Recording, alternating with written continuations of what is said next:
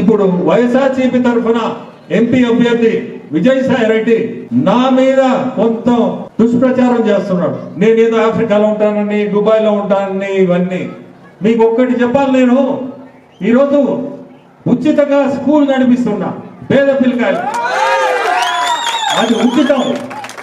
రెండోది దాదాపు 150 వాటర్ ప్లాంట్లు పెట్టున్నా నెల్లూరు జిల్లాలో. ఈ రోజు కాదు, ఈ రోజు వచ్చాము పొలిటికల్ దీంట్లోకి, ఈ రోజు వచ్చాము మీ ముందుకి. 2017 నుంచి ఈ వాటర్ ప్లాంట్లు నేను నడిపిస్తున్నా. ఈ రోజు కూడా నడుస్తున్నాయి. నార్మల్ విలేజ్లన్నీ, ఉదయగిరి కానీ, ఆత్మకూరు కానీ, కందుకూరులో కూడా ఇచ్చున్నాను.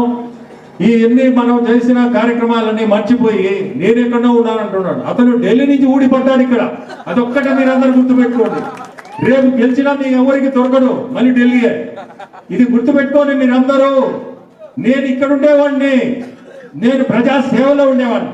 2017 నుంచే ఈ వాటర్ కానీ ఇంకోటి కానీ, 2010 నుంచి స్కూల్స్ కానీ, రకరకాలు దైవ కార్యక్రమాలు కానీ, ఇటువంటి అన్ని నెల్లూరు జిల్లాలో చాలా కార్యక్రమాలు నేను నెల్లూరులో ఉండబట్టే చేయగలుగుతున్నాను.